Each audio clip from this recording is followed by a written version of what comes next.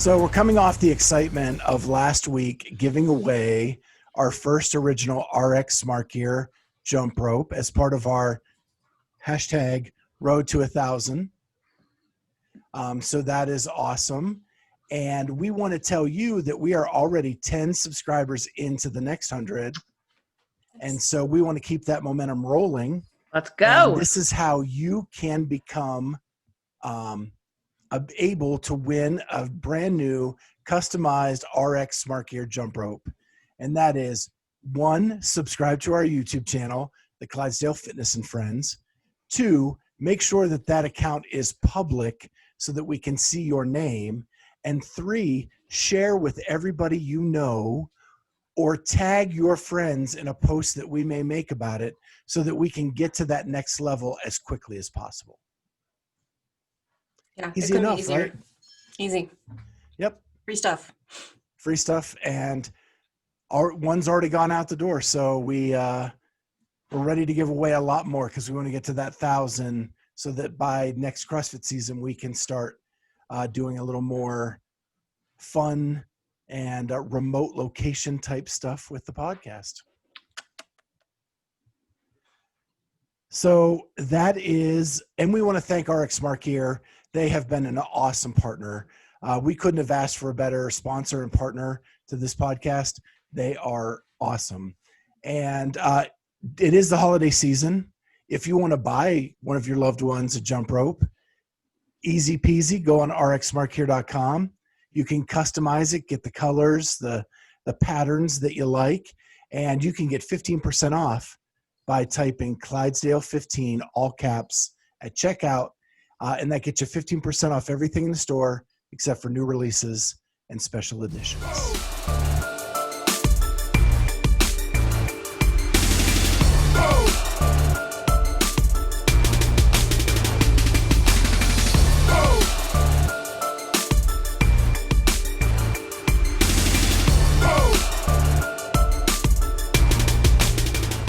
Tommy, what's going on? Hey.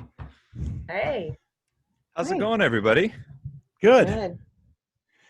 So just to reintroduce you to everybody on the cast, Kat and I saw you at the Masters Fitness Collective. Mm-hmm. Kat's down there. And then we have Amy, who was on last time you were on way back in March.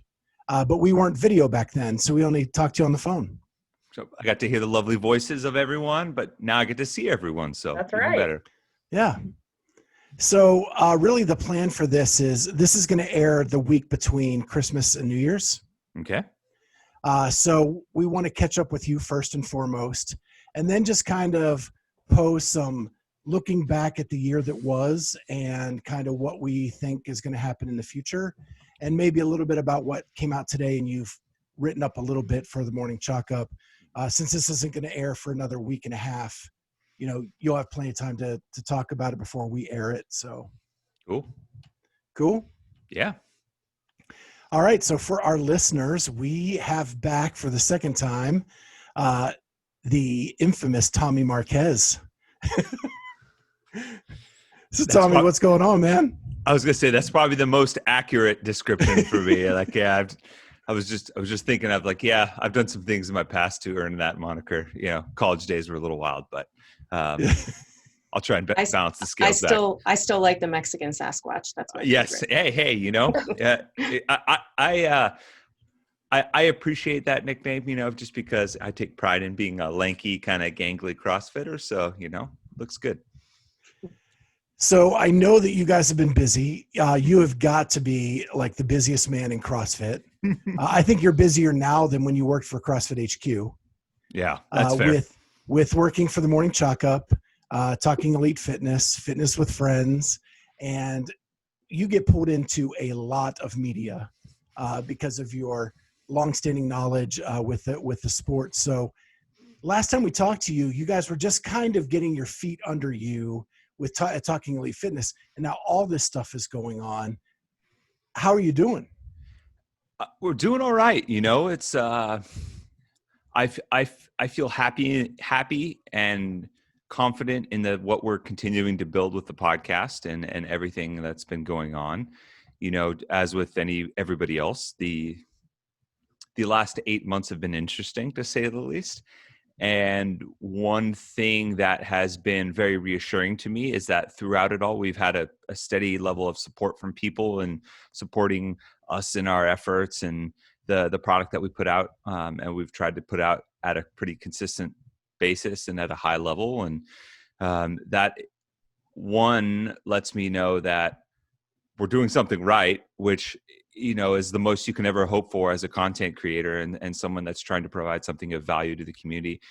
And two, it tells me that despite everything that's been going on in the community, there is still an appetite and there's still a community that is passionate and is ready to continue to support whatever direction and whatever iteration of CrossFit comes out of these last kind of 8 months that have just been turmoil and almost felt like a constant state of flux. And to me, that emboldens us to try and be a steady presence in the media, which is what we tried to be at HQ, and really motivates us to try and continue to keep putting out high quality stuff and stay motivated and, stay on the gas pedal as much as we can. Yeah, that's awesome. So when we talked to you, it was March 1st, episode 19 was your first time on. You will be in episode 98 for your second time through. So we've been putting the gas pedal down too this year. Love it. What I want to ask you is, at that point, you had a lot of plans for like the sanctional season, and all of that kind of went away in a quick hurry. Because I think you were in Montreal when like all of that went down and the Atlas Games was canceled, and then West Coast Classic soon after that, and then it just the domino effect for the year. Mm-hmm. How did that change your perspective once that kind of cleared out? How did you look at the year going forward then with the things you were doing? So like you mentioned, I had a ridiculous slate in front of me. As things were starting to shut down and this pandemic really kind of kicked into full force globally, I was set to go to 3 sanctionals back-to-back, Atlas Games, then to West Coast Classic, and then overseas to Germany. And I really felt like this year was an opportunity for the community to do some stress testing as far as the sanctional system was concerned. We were going to include what I thought was to be way more sanctionals than would be financially and competitively viable for the long term. So we were going to get an opportunity to see, hey, if we open up the floodgates and see who can throw their best foot forward, and what's going to stick, like this is a great opportunity to do this. It probably won't happen again. So I'm going to take full advantage of that and travel and go see that and be able to at least provide a firsthand account of what that looks like to the community from my perspective and from my experience covering it from a media standpoint. And to me, that was really exciting, despite everything that was going on and a little bit of the chaos that had happened. And that, like you said, immediately came to an end. I was on the flight to Montreal.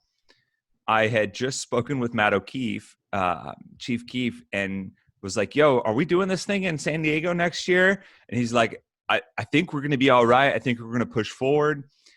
I'm on the plane working on a prep article for the Atlas Games, and I get a ping across the Morning Chalk Up channel saying, Germany just canceled. So that's one. I land in Montreal. We have dinner. I wake up. West Coast Classic is canceled. Go to the venue. Athletes are checking in. I'm checking in with the event organizers, making sure everything's all right, if they need anything, because obviously they're stressed. And then by that afternoon, after the athletes were about to go through their first briefing, Prime Minister Trudeau's wife, I believe, caught it or was exposed to it. And then suddenly everything in Canada was shut down. And in a matter of 24 hours, the rest of my season was basically over as far as traveling. And there was this huge, well, what now kind of situation. And I never felt like, and a credit to Sean Woodland a bunch, because, obviously we sit down and talk through everything out, because we're a podcast that primarily centers on the sport of CrossFit. We do touch on the lifestyle elements. We do touch on, the everyday type news stuff, but our bread and butter is the sport. And that's what we love to cut our teeth on. And so it's a constant for us, like, what are we going to do? How are we going to continue to do this at a level and at a clip that we want to. And obviously we have some very supportive sponsors that we wanted to do. So really forces, just like everybody else, basically, you have to do this massive pivot. And ironically enough, I felt like we were pretty prepared to do something like that after what had happened in 2018. So, you know, some of the trials and tribulations that you go through kind of prepare you for your next battle. And so we kind of thought it through and, you know, all right, let's get creative a little bit. We'll find some ways to continue to make this content. And it was pretty clear that a lot of the events were going to be very touch and go right up to the minute as the world was kind of figuring this out. So in the very least, that was something for us to talk about and update people with, and people were still looking to us. So it was kind of this weird kind of realization, like, we're prepared for this. We could do this. We can pivot. We could start to move a little, move in different directions that we want to, and maybe explore some content ideas. So I don't want to say it was necessarily a blessing, because I wouldn't wish it under these circumstances, but it definitely, once again, what's, you know, a hardship in the eyes of many was another opportunity for us to learn and grow a little bit and expand upon our offerings and try and find footing in ways that we didn't know existed before. So in looking back, I'll be able to be grateful for that. And I still got to travel a little bit. There were moments where I still got to go on the road. We got to go to Indiana, and never been to Indiana before, you know, and I probably wouldn't have otherwise gone to that event or had the opportunity to go to that event if they hadn't picked up and ran with the ball, you know, after the Masters got canceled. So there were some unique opportunities. And as we start to get the vaccine delivered here in the States, I can kind of start to take a step back now and reflect back positively in some ways about what came out of all of that craziness, just like I had the year before. So something else big that you had to pivot on was your wedding plans. Yes. That was supposed to be September, I believe that you guys were thinking. So what's the update there? So I wish I had more to update. And I'll actually give you guys a little tidbit of knowledge that, because of when it airs, is not public and nobody else knows yet. So I have, if you watch the recent Buttery Bros vlog, you will know that my fiance lost her ring. And that was a very difficult thing to swallow. But for Christmas, I'm giving her ring 2.0. Oh, nice. So, Nice. and she doesn't know that yet. She still thinks I haven't talked to the company about getting a new one ordered and designed. So that'll be a little bit of a surprise. So as people are listening, they will, the eagle will have landed by that point. But we were about to, on that same flight that interestingly enough, I had just received the contract for our wedding venue. So as I'm flying to Montreal, I'm reading through the contract, talking with our families, like, hey, I think we're going to sign this and do this. The weekend before, we had done the walkthrough, which was, you know, also my birthday weekend. So we made a little trip of it to go to Tahoe. And once everything kind of started going haywire, you know, that kind of fell into the immediate backseat, just because, like, we had some time to sign the contract and pay for it. And when we called the venue, once I got back from Montreal, they were like, oh, the person that you were working with has already been furloughed because all of our events have canceled for the year. So that was like an immediate stop. Like, okay, this isn't probably not going to happen. Our guest of honor is going to be her 96 or 97-year-old great grandmother. And so safety is obviously a priority for her. And we want to make sure that all of the extended family can be able to go to that. We both have huge families. So the initial guest list was over 400. So it was, yeah. So we're looking at August of next year. It's still up in the air. We kind of have a hard deadline of February to make the decision on it, which buys us a couple of months to see how the response is globally to the vaccine and how everything is going through the rest of the United States. So we're looking at August 28th, and hopefully in Lake Tahoe, and hopefully with all of our friends and family. If not, then we've discussed contingency plans. Nothing is settled quite yet on maybe doing something small as far as the ceremony is concerned, and throwing a really big party for the 1-year anniversary as a way of celebrating with everyone. So either way, I get to wear a tux, and that's all. I'm really looking forward to that. There you go. That's awesome. So speaking of pivoting with Sean, I also, once you got into that groove, you guys started doing things like the podium picks and your Friday Q&A. Mhm. How surprised were you when your audience started to grasp on things about you guys and what was going on in your personal life, as opposed to the CrossFit game season itself?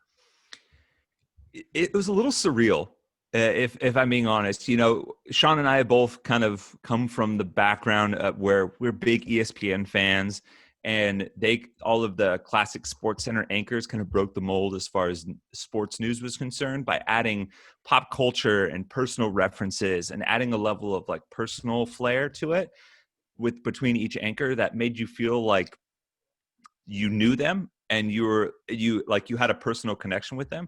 So that was something, even when we were back at HQ, we always strived for, because CrossFit is such a community oriented thing. And we're just kind of like, we're just kind of normal guys anyways.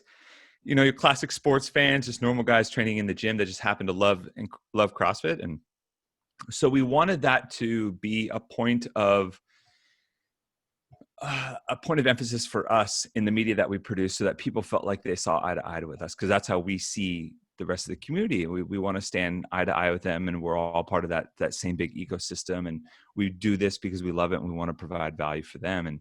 And so naturally, we're going to insert a little bit of ourselves in our media each along the way. And the podium picks in particular is something that we had wanted to do for forever. We used to have these, and I say it all the time, we used to have these production meetings at HQ where we're all just sitting around in like the little war room where we would plan stuff, and we would toss out ideas, and everything was fair game. Production assistants, it didn't matter who you were, you could throw out ideas. And that's actually kind of how I got my spot on the production team.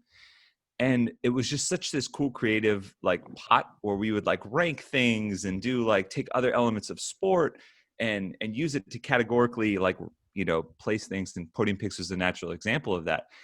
And then I was watching a YouTube video that came up from Barstool Sports, and they are all about sports blended with pop culture and personal life. And so that just resonates with me. I love that. And I'm generally a people person and kind of a social butterfly in that regard. So I'm like, let's insert some of like this fun, like wackiness. It might stick, it might not. But when people started to resonate with that, I was like, okay, this is good, because if people see a little bit of themselves in it and they can interact and engage with that, and something that makes their voice feel a little bit heard, when people are coming up and telling me like, or tagging us and like, oh, these are my podium picks for this. Like, I learned something about our community as well. So it's not just this one-way street of like, we're providing value to them, like they're providing value to us. And that's really important. And to me, that just enriches the relationship that we have with everyone. And it doesn't feel so stuffy. Like, we're both me and Sean are both big man-childs. I mean, we've got like Marvel stuff and, comic book things and Star Wars all over the place. And like, that's just how we are. And that's how we love to be. So we want to make sure that, that is ever present in our media, and we're authentic about it. I can't tell you how upset I got at you guys with the podium picks for breakfast cereal. Oh, like that's how into it I get. Like, I'm like, that is trash. They've got to go Life with this, cereal. Did someone pick Life cereal? Sean, that was. I love heck? Cinnamon Life. Oh, so you can tell the difference, but I think that's the age gap in me and Sean, because we're about a decade apart. But you can tell that the difference in age gap as he starts to get into like his dad mode, where like, he's like Raisin Bran. and grape nuts and things like that. And I'm still, all my boxes have cartoon characters on them, but Scott, that's exactly what we want, right? Because those are the conversations you have with your friends. Right. Most importantly, those are the ones that you feel comfortable saying, like, are you kidding me? That is an absolute garbage pick. Like, that is the worst thing ever. And that's real. You're not holding back. And that is indicative, in my opinion, of a more stable and solid relationship, front to back. So I'm about the same age as Sean, I think, around that age. And when he picked grape nuts, I was screaming, I broke off teeth to that cereal. Like, what are you talking about? I'm pretty sure I have 2 fillings in my teeth because of that. My grandpa used to like grape nuts, actually. And that is not something that's not a box I'll ever entertain when I walk through I don't know if they still sell that. That is an old people cereal. I mean, it just straight up is. Mm-hmm. Oh man, I love it. All right. So the other thing is you've done that Friday Q&A, Mm-hmm. and you guys get pounded with questions on that, and the interactivity you've developed over this year. It's kind of like it's kind of a blessing, but you don't want to call it that because of the way it happened. But it gave you guys another outlet where you didn't need the game's content to keep your show going. Yeah, that's a great point, and I think it came. Sean and I have always valued feedback. The reason why we were able to be successful at CrossFit is because, and this comes almost straight from the level 1 program, is they have a feedback loop unlike anything else. Like there's no holding back in terms of providing feedback, hearing everybody's voice, making sure everyone's heard, and gathering as much information as they can to make educated decisions on training and all of those things. So we tried to emulate that on the media team. And like I said, in those production meetings, anyone could speak up. It didn't matter where you were on the totem pole. I was a direct benefit of that. And I think that in bringing more minds and more perspectives and opinions into the fold is never a bad thing, right? It's it kind of goes with like the more you travel, like the more wise you become about how the world actually works, because you get to see all those varying opinions and perspectives. So we wanted to do that with the people that were digesting our media, and like I said, we didn't want it to be a one-way street. So the Q&A was just, we've always wanted to do a handful of those. And then it kind of got into a rhythm where like we looked forward to them on Fridays now. And especially during a pandemic when there's such a shortage of like human connection, and people are like cooped up and really searching out for that, like that level of connection with people and some familiarity. I felt like it was as much a therapeutic process for us as it was something that we've trying to provide for our fans. And now it's something that, like I said, me and Sean look forward to every day. We get to talk and hear what everybody's talking about in the community. And it's not just CrossFit, the Mandalorian drops every Friday. And so we're usually getting questions about that. And we get to talk about life and, Sean's baby getting bigger every time I see him, and, all the little ins and outs. And it's like a good catch up every Friday at friends that maybe used to take place at a bar after work over a beer that we don't get to do anymore, or at least for the time being, but we can still do it, digitally on YouTube. What I love about that aspect is you guys don't know the questions until you're live right there on the air, right? So so Sean will say something or you'll say something and the other one reacts and maybe in an opposite direction. And then you have this like, can we come together moment? And sometimes you can, sometimes you can't. I think that is part of the beauty of that Q&A. Yeah. And I think, and I'm so grateful for Sean. He's like a brother to me, and we've had to deal with a lot the last 2 years, side by side in this kind of journey and figuring out how we're going to continue to stay involved. And that requires and involves a lot of trust going throughout the process. And part of having that trust means that we're not always going to agree with one another or agree with the other viewpoint, or one of us might not agree with the direction that we're headed, but we're willing to trust the other person enough that we're willing to set our own opinions and notions aside for the sake of potential success. Like I'm willing to be wrong if it's going to be for the greater good of both of us. And, Sean's done that for me when I wanted to. I'm a little bit more reckless when I want to go out and do this and do that. And Sean's like, whoa, like let's pump the brakes a little bit. Or when through my recklessness, get a little bit off track, and Sean's like, no, we need to do this. Like, let's bring it back. And that works both ways. And so I think you see a little bit of that naturally play out in real time at the Q&A, which is cool, because I think that I like not having the facade of everything being so polished and everything being so prepared and like fake, I guess. I think that sometimes, especially, and I don't want to get too down this rabbit hole, I feel like sometimes too much of that can be presented on social media and the nature of social media. We want there to be some substance behind it. I'm glad that at least that it comes out a little bit in the Q&A and us problem solving on the fly. Yeah, I find that our episodes do better when there's some conflict, not that we're like yelling at each other or or being disrespectful. It's just when there's a good discussion going, that's when people listen more, and it's more real. It's not drummed up. Yeah. I mean, I was going to say, you look at, and this is a little bit more drummed up now, but First Take and on ESPN, and what is the Undisputed on Fox, which is a direct spinoff of First Take. Those are the two most watched shows, on television, along with Pardon the Interruption, Around the Horn. And those are all people providing hot takes in opposition of one another. There's conflict, there's disagreement, there's people pitching their ideas. And I mean, that didn't exist before. And now they're the hottest shows of television, so much so that other networks are copying that and trying to create their own version of that. So there's definitely something to it. Although I think Sean and I will stop short of manufacturing conflict between us. Right. Yeah, we don't have to manufacture ours. The ladies tell me when I'm wrong all the time. So I have two more quick questions before we kind of get into the year in review. Mm-hmm. And the first one is, it's about that organic thing. And when you guys do your podium picks, do you let each other know at all what you've picked? No. So we used to have them on a document. We would place them, and that's how it was when it was in the body of our original show before we split it off into its own segment. And then I started to see some like, we started to work in parallel a little bit. I'd see his and be like, oh, that's a good idea. Maybe I want that one. And it'd start to influence my pick. And then I'd look back and be like, you know what? Maybe that wasn't actually my true podium. And so we felt like, all right, let's keep it close to the vest. Let's treat it like, we're both two sides of the courtroom presenting our cases to each other. And then, I think that you get a little bit more of a true representation of our podiums in that instance. And you get that real reaction, right? Because if I forget something, I don't want Sean to bail me out, and then I get to pick that, and play off of his research.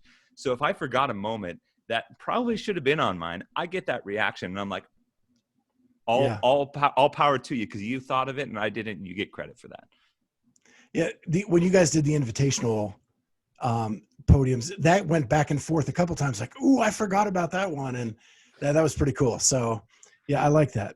The next question is a little more self-serving, and then we'll move into more broader spectrum. But so we've only been at this just over a year. Mm-hmm. And, we're starting to get into where we get a couple trolls, a couple hate shots at us online. How do you guys deal with that? I know you have a much bigger audience than we do right now, and I'm sure you get those as well. Mm-hmm. Well, if you heard that, sorry, I think my phone rang in real quick. I'm going to put it on Do Not Disturb, so that doesn't happen again. But so this is a kind of a complicated subject. So one of the things, I felt like I'm like built to tackle trolls on social media. Like, it's one of the things that I really enjoy. And when I was working for CrossFit before, I was primarily an on-camera analyst and started working in that realm. I was monitoring some of the social media posts and stuff around it, and people, I mean, CrossFit is like just ripe with trolls. And I would take pride in systematically taking their argument, picking it apart, presenting a counter argument as to why that was off base, and saying it in a way that was very polite and respectful, and ultimately basically was the game ender for that. And I found time and time again, a lot of those people are just looking for attention.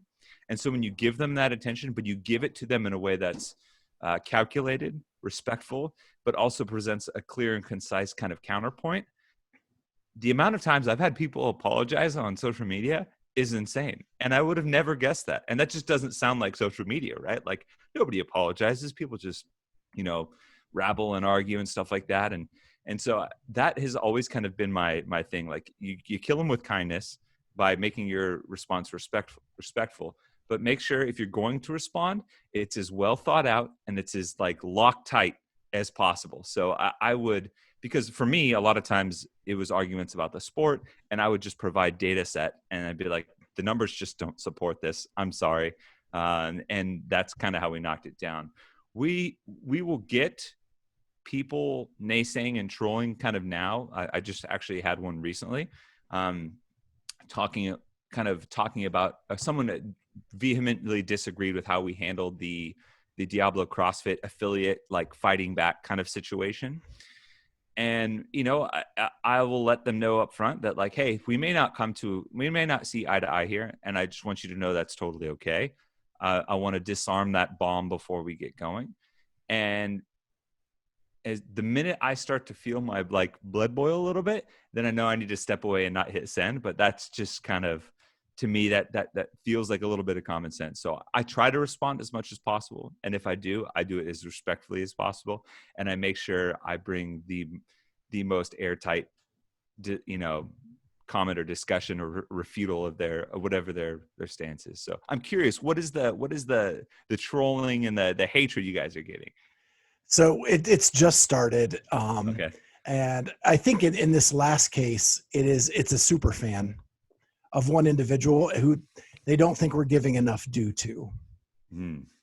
And just to give you an example of it, you're right. If you have the numbers and the facts to back you up, then it's all good. They said that, and this was a wrap-up show for the games, said that we bowed down to Tia and Matt. How you can't give them their due after winning their 4th and 5th consecutive title. They should be the star of the show, right? 100%. It pays to be a winner. We didn't give this person's athlete enough due according to them, and so they said we should change the name of our show to a derogatory comment. And well, Scott, your response was great, and I loved that you opened up with, "Thanks so much for listening." It was like, appreciate you listening, and then let me tell you why we did what we did, which is great. I mean, that's I love that, because right away it shows some gratitude, and it kind of disarms it. Like, well, I'm acknowledging that you're supporting the podcast and everything like that. So, but yeah, it's that's tough, man. I mean, it's like saying those are the people that voted for Karl Malone during the Michael Jordan era. Like, it's like, I get it. It gets tired and tiring for some people who are fans of other people. But if they want the spotlight, then they can go and win. And if they can't win, then this is I lose sight of this sometimes. This sport, the primary goal, first and foremost, is to crown the fittest man and woman on earth. That's where tier 1 starts and stops. And that was what we were reminded constantly of at HQ. And for a long time, we had the benefit of also saying, the 2nd, 3rd, 4th, 5th fittest man on earth, and that being accolades into of itself. But with all the changes and all the shifting that's happened, it's really kind of refocused on the primary goal of crowning the fittest. So naturally, media would reflect that, right? In all of these things, and all of the one thing that has been constant through the last 4 years, through all the changes and stuff, is Matt and Tia's place in the sport. So why shouldn't we celebrate that? If that is our shining beacon of the sport's efficacy and what the sport can be at its purest, then, man, some people some people don't like Santa Claus.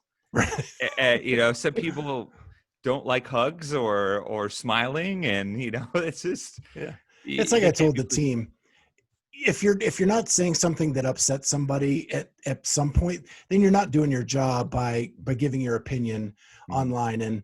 And I feel like when we start getting contradictory opinions, we're kind of making it right. Mm-hmm. And so, I think it's all good, and we'll just keep doing. The advice you gave is perfect. It's the tact I took today, but I just wanted to see like how you guys dealt with it too, just to compare notes a little bit. And I'll keep watch on the social media too. Next time I'll maybe hop in there and roll around with someone on Instagram and maybe flesh out some responses as well. I got your back. Okay, cool.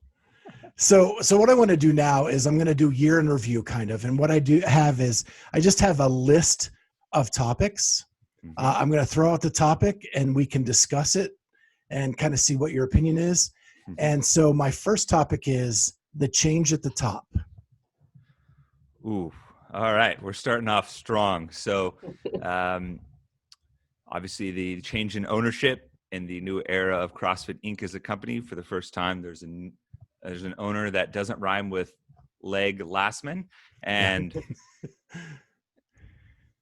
I would say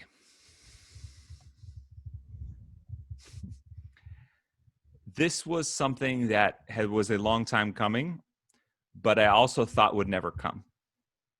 So, there's a term in like the Silicon Valley business tech sector called founder syndrome, where the growth and reach of a company expands beyond the I guess you would say the natural efficacy of its founder, but the founder's unwillingness to relinquish power and control over the company can stifle it and ultimately cause it to crash and burn. And I don't think CrossFit was quite there yet, but I think it was quite apparent that the views and feelings of the community were no longer reflected by who was controlling it, if that makes sense. Yeah. And, I think honestly, I can't be as more optimistic about the direction that we're heading right now because of the change and the fresh set of eyes and the fresh set of hands and dollars and all of the things that go into running this company. And I think there's going to be some obviously growing pains and bumps to get over, and learning that needs to happen. But it kind of goes back to the pandemic situation where I wouldn't wish it under any of these circumstances, because some very hurtful and awful things were said and done that ultimately spurred this change. But I think a lot of people can take solace in the outcome and use that as a rallying point and focal point to hopefully build something bigger and brighter that can I don't want to say erase, but outweigh those transgressions of the past, if that makes sense. So a couple things that I found during that time very enlightening was those of you who were inside the building, you could see the hurt on your face as we were going through that, right? But you knew it had to happen. Like, so you were very conflicted watching that kind of transpire. Mm-hmm. And it was almost like the community and the methodology had to be protected. And so all of you kind of did that because you didn't want it to go away. Mm-hmm. But you were conflicted because of what was going on behind the curtain, and trying to like keep that away from the public so that we could keep moving forward. And then it hit a point where it just blew up.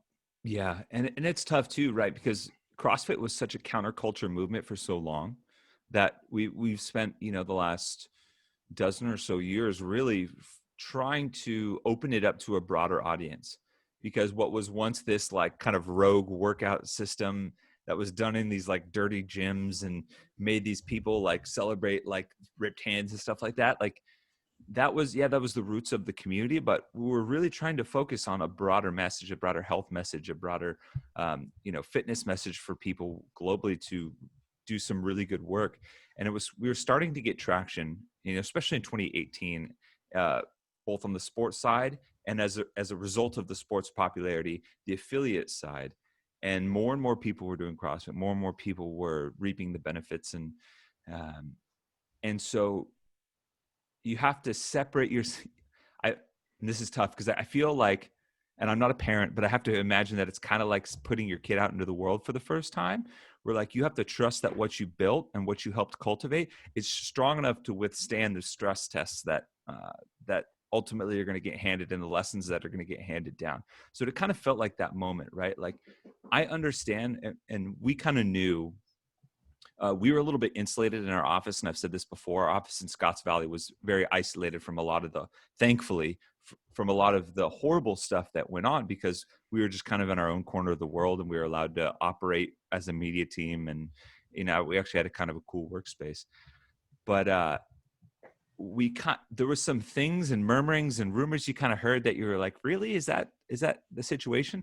And as they start to come to light, you're like, okay, this kind of makes sense. And and when you walk through what was happening and what the accusations were and what had been said and what all these things that were going on, you're like, okay, this person, they're getting their due, right? Like this is kind of karma coming back around, but you don't want it to be at the expense of all the other good things that came that were tied to that name. And so it was tough. Sean and I really tried to focus on making sure we distinguished the difference between the two, like that I said this on our show, that we were able to distinguish the man from the methodology. And that was very important, because that was doing so and identifying what the methodology does, separate from the personal shortcomings of the person who created it, will allow it to ultimately live on well beyond that. And then that was with the understanding that we thought that the captain was going to go down with the ship. Like, we thought he would never sell. That was one of the few sentences he spoke to me while I was out. An employee involved a few choice words, but basically saying, when the original buyout was attempted to happen in 2014 with Anthos Capital, basically saying that he would never relinquish it. Like, they could, more or less, they could pry it out of my cold dead hands kind of situation. And at the time, that was super empowering, right? But in this instance, it needed to happen, and thankfully it happened. And I think the community will be better for it. And man, just kind of like walking through it right now, it still feels a little surreal. It was like this, I don't know. The crazy thing is, it feels like 10 years ago, but it was 6 months ago. It does. I'm like, was that yesterday or in like 2004, or like, what's going on? I think that's the nature of 2020, man. We're like, bring it back, because I haven't said a Marvel reference. It feels like we're in the time heist, jumping back and forth between timelines, and it's all in one sequence, but you never know what day or time it was. And that week in June, I mean, it's like the double-edged sword of being in news, right? Like, you have more than you'll ever need to talk about, but it's not things that you necessarily want to talk about. Like, yeah. And it's funny, because at the beginning of this, you said, would we be able to get through this season without the sanctionals? Well, we didn't know what was to come, and there was plenty to talk about if you were doing media in CrossFit. Mm-hmm. Yeah. And it's funny. I got interviewed by some publications for everything that was going on, some major publications that I maybe as a young man had always dreamed about, having an interview with, some like very highbrow publications, but I never imagined that I would be interviewed by them. Ultimately, some of those interviews and those pieces never ran, but I never imagined that it would be for like why my ex-boss was being a jerk. And I would hope it was because I did something cool, but oh well. So let's go to a little more uplifting topic, and that's still probably uplifting, because I think we are heading in a good direction. Yeah. But let's talk online comps. This was the first year that we had to rely on doing online competitions based on the pandemic. And your thoughts of the Rogue and phase 1 of the games? Yeah, and this kind of comes back to, if there are some things, and Sean and I have reflected on what will sanctionals and these 2 years, kind of what would their place in history be ultimately. And I think the one thing that sanctioned events, whether they become the new CrossFit partner events going forward, I think they can take pride in expanding the horizons of the CrossFit community, of what's possible for CrossFit competition in a reasonable and fair manner. Rogue Invitational, obviously, like, Rogue just continually impresses with things that they're able to pull off, right? Like, I feel like the next major world issue that we just need to send the Rogue team in there. I don't even know what they would do or what it would be, but you just, you give them like 6 months and they'll find a way to build enough infrastructure to solve whatever problem that they need.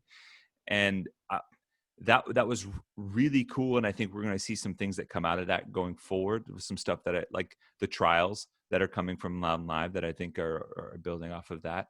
And I think there's a parallel of that between Sean and I's personal journey, right? Like, we were we were very comfortable and we were very happy in our jobs in HQ, but being forced outside of the box required us to build and develop new skills and open our eyes to new things. And, like I said, expand the margins of our horizons. And I think the online comps have really stepped up to the plate to show that, whether it was the Rogue Invitational, whether it was the 24-hour broadcast from Loud and Live that they did for United in Movement.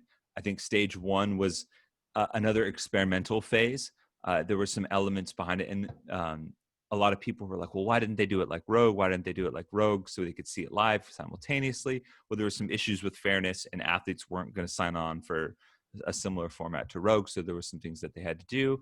Obviously, they learned ways to do that better and present that better, but it was, also under a short timeline. But I think what it ultimately does is now sets us in a place to look forward to 2021 with a little bit more optimism about what can reasonably be pulled off and how to competently carry out this season now when we're still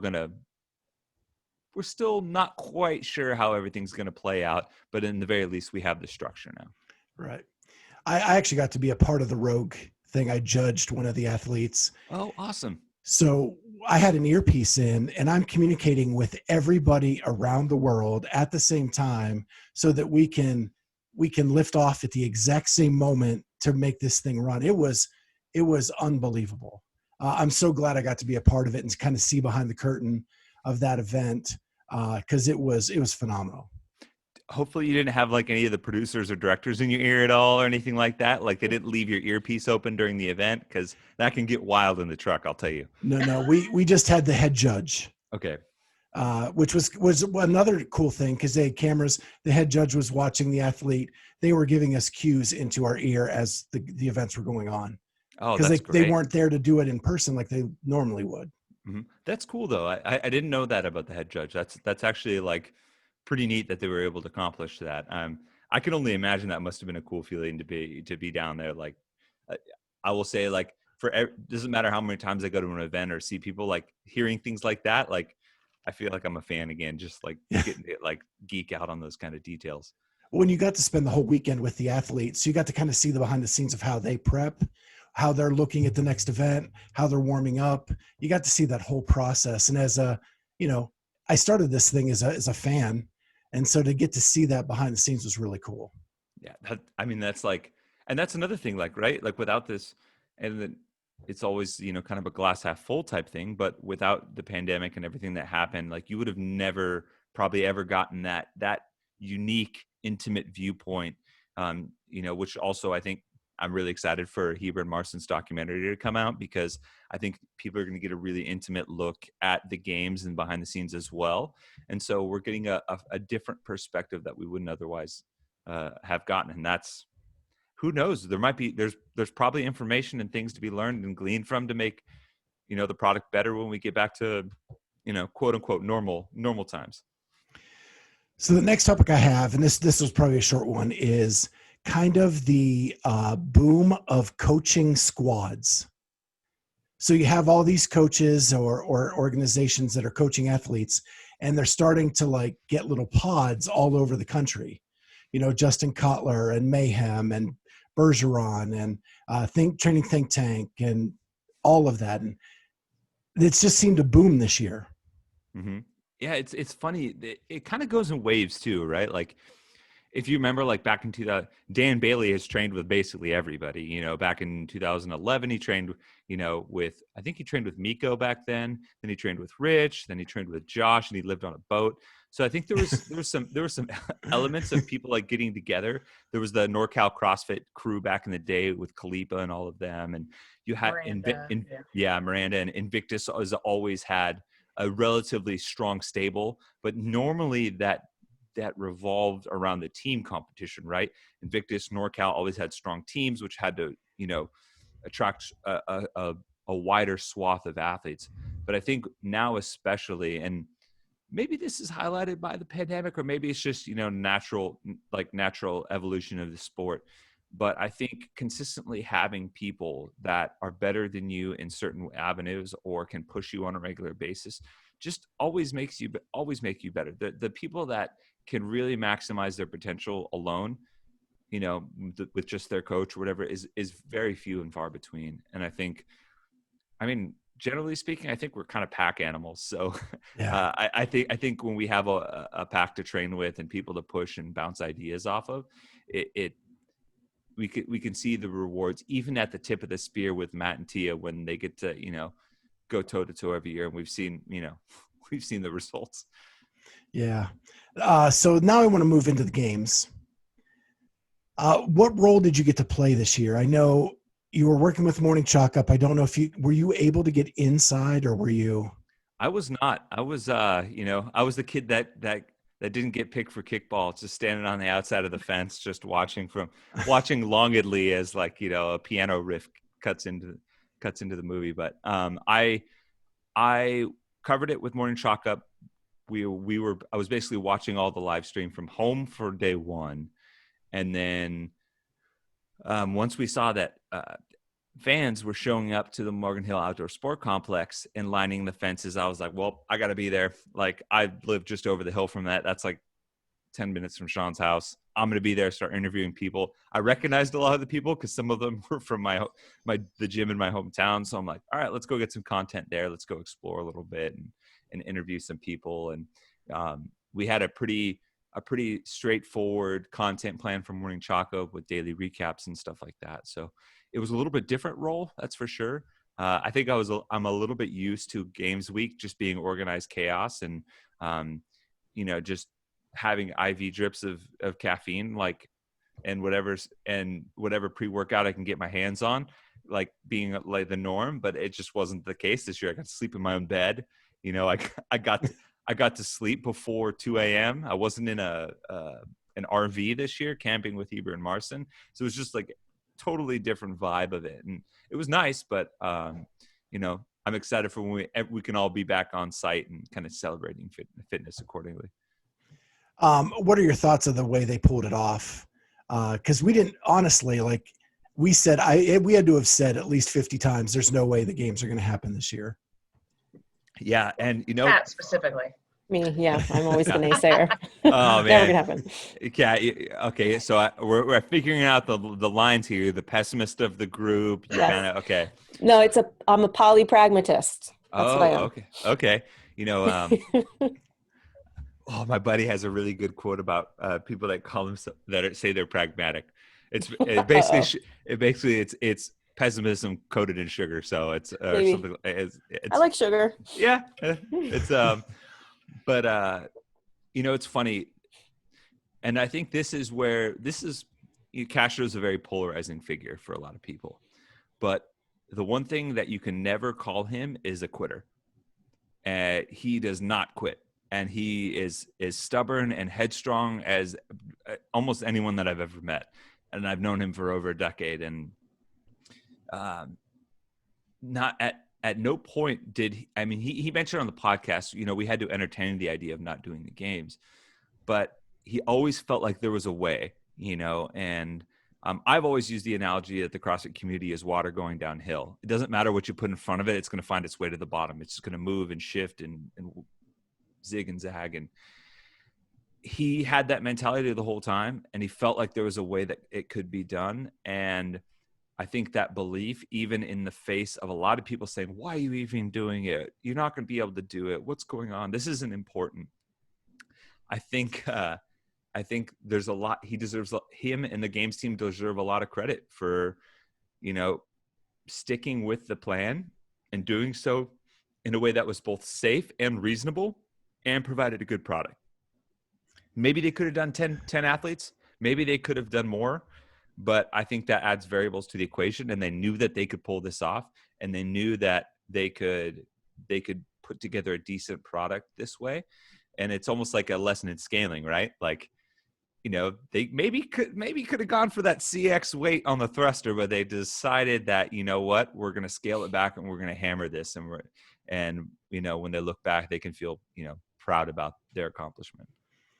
I think the forethought was, I didn't see why the effort was going into it, but the hindsight is, I think that was so important to pull it off with the new ownership, to see that we're going in a direction that's going to be pretty cool, and they're open to different things. And so I think that was what was the coolest part of it. They changed my mind because I was like, it's a mess. They need to clean up shop everywhere. Why the games? Why the games? And then after it was done, I was like, it shows that they can do it and that they're open-minded, and the community Problem got to solvers. see that. Yeah, and it's what I was most impressed, and I think, for being from the side and in talking to Eric Roseng, we got to go to his house and interview him, and it wasn't like pulling off the games necessarily hindered them from addressing all of these other things simultaneously. And I think that speaks to the type of business that they're trying to run, where it's like, this is big boy business now, where you can be a global entity and managing all these different arms at once. Yeah, juggling, exactly. And focusing on the games and pulling off the games in that fashion doesn't demand that they give up all the work that they're focused on for inclusivity for 2021, addressing the social justice issues and all of the things that are going on. And I think that was important and impressive to me. I'm generally an optimist. I'm just kind of like, yeah, let's do it. It'll work out, and maybe that's my own big boyish naivety, but I'm super happy with what they were able to pull off. And I think that a lot of the community was happy and relieved to see that first broadcast go live. And just see Matt Fraser out on the competition floor exercising. And you're just Right. like, oh, something kind of normal. And I think that's important for us to have sometimes, above all else, just to have that sense and something we can hang our hat on. Yeah. So this isn't even in my notes, but you said you went to Eric Rose's house, and that was a great episode. I think that thing got shared a ton. What was it like being inside the new CEO's house? It was surreal. It's funny. The way the day worked was, Sean and I flew in the night before, and we stayed at a hotel that was like right across the street from his affiliate, CrossFit Sanitas. And his assistant, Parisa, who actually found the job or found out about the opportunity and like investigated the job to work as Eric's assistant through our podcast, actually. She heard about a new ownership and was like, oh, I think he might need an executive assistant, or I'm familiar with CrossFit, I could do that. So she told us that afterwards. She's a Santa Cruz native, which is even cooler. And she set us up. She's like, hey, do you want to work out with Eric in the morning class at 7 a.m.? I'll reserve you guys spots. And I'm like, wait, what? Like, yeah. And so I kind of like pinched myself, because here I was getting into like a dumbbell deadlift and box jump race with the owner of CEO of CrossFit at his affiliate during a class time, like in his hometown, in his town. And I'm like, what Twilight Zone episode am I in? Because I had never, like, this is like just something I thought would never happen. If you had told me, 6 months prior that you're going to be working out with the owner of CrossFit, like nameless, you're going to be working out with the owner of CrossFit in his affiliate, side by side, and you're going to have to push to beat him in a workout, I'd be like, are you okay? Like, do we need to like send help or something like that? And that was the case. And it was kind of a cool starting point to then go to his house. And the fact that I think it speaks a lot that he was willing to invite us into his home. It's like, it was very clear. And I hope it came across in the interview that he's a very sentimental and thoughtful person, both with family and all the things that he's had to endure personally with his home life. And so I think that house and that home was his place of refuge following some really difficult things, and that he was willing to open it up to two, CrossFit fanboys like me and Sean to come in and interview him was, I thought spoke volumes. And he blocked out extra time, and he had a lovely home, and it was just one of those things that I just dropped my mic. It felt like things were kind of like as they should be in the world. Like Sean and I, like, we're happy that we get to do what we love in interviewing and talking to people. We get to be with this new owner of CrossFit that genuinely loves the community, and we think wants what's best. And we're, getting to explore and travel and do all of these things. And it was like one of those moments where, like, man, we were on such a high when we went to lunch afterwards. Also, they gave us a great lunch recommendation. Like they're like everything was just awesome about the trip. They like, you know, they're like, oh, go to this barbecue place. And I went to the barbecue place and the barbecue was phenomenal, you know, but it's just like one of those little cherries on top. But overall, it was just one of those things where like, this feels like things are moving in the right direction. And, you know, I don't like to be selfish in that manner, but like for us, it's like, man, it feels like things are starting to turn back in our favor a little bit, you know, like it feels like we're not fighting uphill anymore. And it's like, it's one thing to make progress when you're like fighting uphill. And it's another thing to like be able to make progress when it's just flat or even downhill a little bit, you know, and that was just a nice feeling to have. And it seems like with Eric too, there's this like mutual respect amongst him and the folks that have supported the sport for so long that maybe aren't necessarily part of CrossFit anymore. But he's just as much a fanboy as you guys are of the whole ecosystem that he's now in charge of. So I think that speaks volumes to sort of the balance of power. You know, he's willing to work with everybody, and he treats everyone as if they're as important as he is to the equation.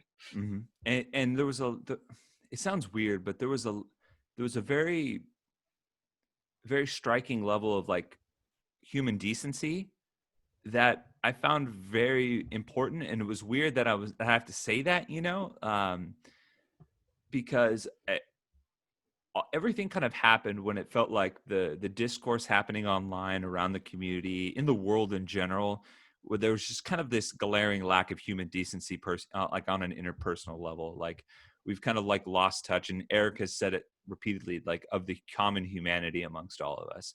And that was very evident in just our interactions with him.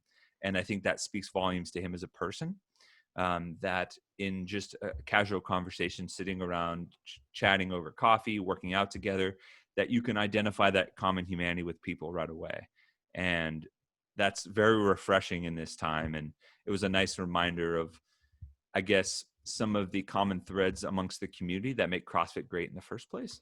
And for us, that was like a supercharger for us, like energy wise. Like this is like, he may make mistakes. He may not make all the decisions that we agree with, but there's a baseline level of decency here that I can rely on a personal level to ultimately know that the CrossFit community is going to come out this other side better. So I know we're pressed for time now, but I want to get a really quick question in about what happened today. Okay. We are recording this on 12/17, and CrossFit released the structure for what next season is going to be. And I know you did a write-up really quick for Morning Chalk Up, like right after it was released. I want to get your thoughts on that, and then we'll let you go to respect your time. Oh. But real quick. I have no one to blame. I talk a lot, so I'm the one that usually just blows through timelines. So no worries about the time. So a lot of this falls in line with what we had kind of suspected, as far as a move to a more traditional funnel type system that was present with the old regional system. I thought there might be more than 10 events, but 10 seems reasonable, I think, overall. And it is more than there were for regionals. I like the added intermediary step with the quarterfinals. I think it's another way of adding a filtering process that gives more people opportunity to compete. And that was something that Castro reiterated in one of his interviews with us. He wanted to make sure that more people had an opportunity to compete for longer while still making it a legitimate competition. Eric said something about that, specifically referring to the age group divisions in our interview. But I think it's worth noting, and I wrote it in the article, that like the 10% moving forward is significantly more athletes that'll get to move on beyond the open than was in the old regional system. You know, 10% versus 0.3% is what the regional athletes represent, and that's including the teams. So that's a significant upgrade in people that maybe want to cut their teeth a little bit more and maybe still have some skills and things that they want to showcase. And it's just more participation too. I think at this point in time, it's something that the sport needs.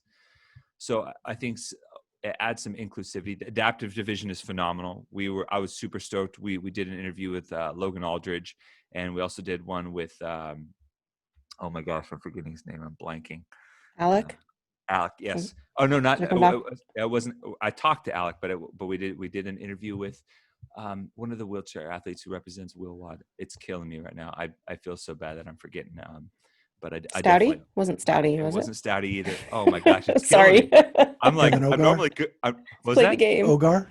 Nope. I'm normally really good with names, and I'm completely blanking. But I apologize if he's listening. But yeah, so like a lot of those developments that I felt like were a long time coming, the adaptive division. I'm really curious to see who those events are going to be, the 10 event partners. I think that's going to be a very important decision.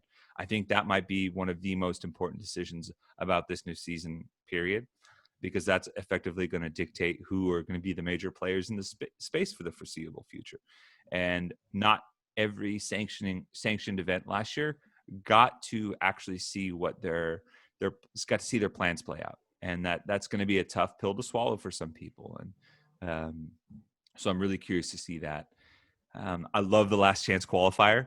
That might be, I've got a little bit of a riverboat gambler like spirit in me. And I love like this, just like backs against the wall, like everything, nothing to lose type mindset behind a last chance qualifier.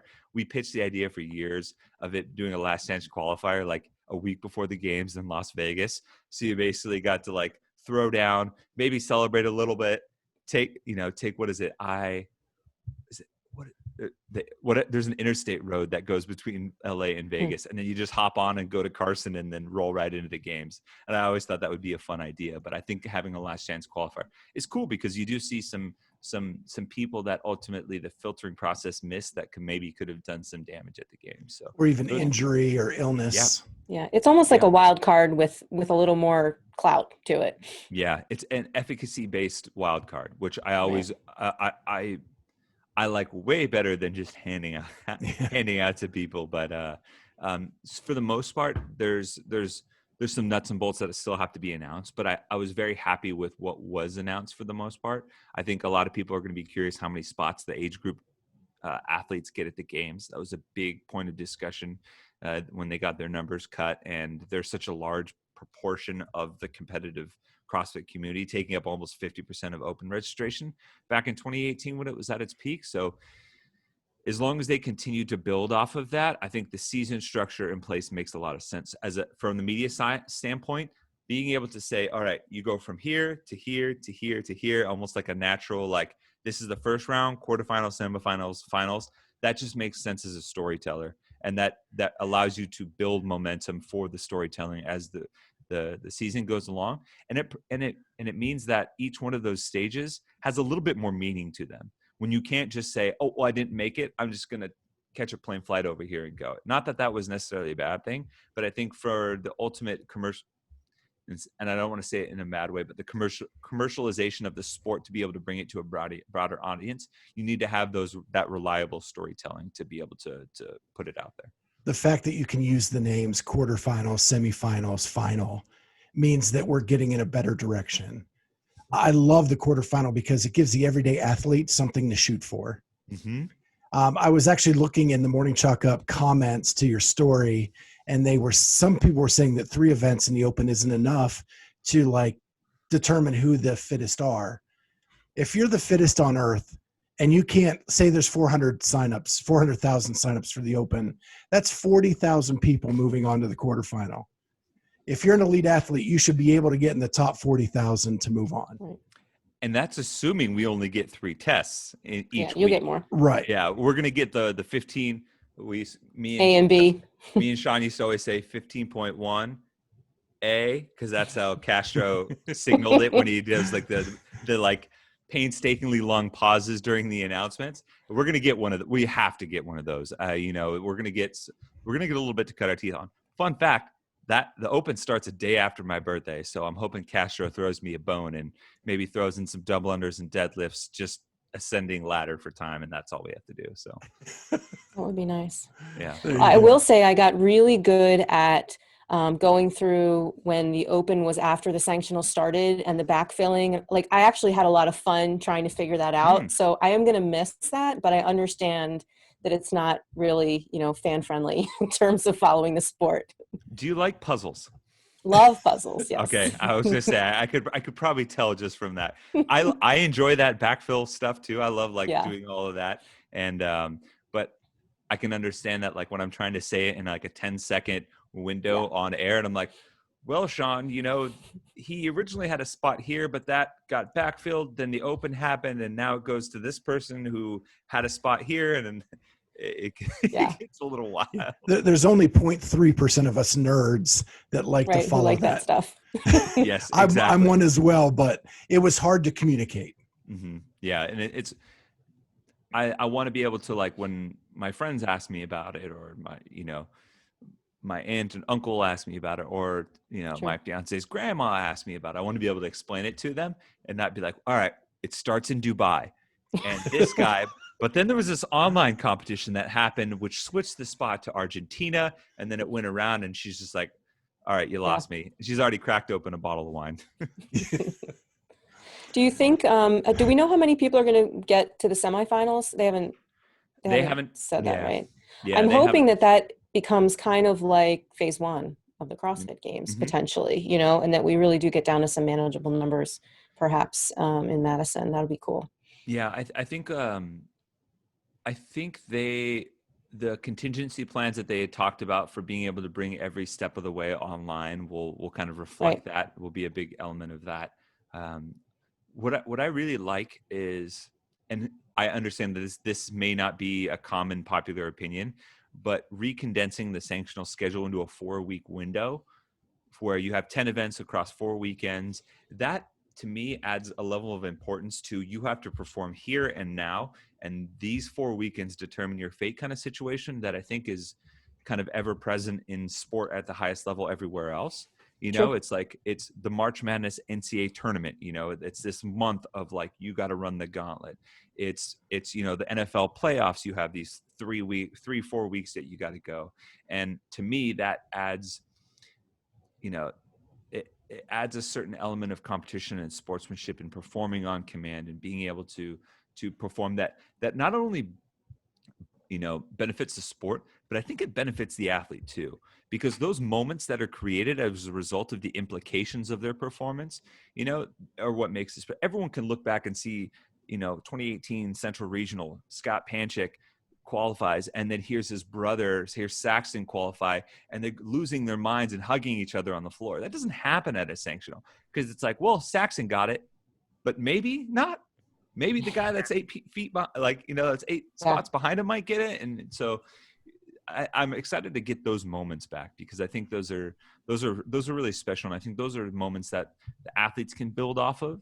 And not only that, sponsors love it too. So that helps them financially and supports the ecosystem in a way that I think, with allowing event partners to also take some control as well and add their own personal flair to it, I think will be greatly improved.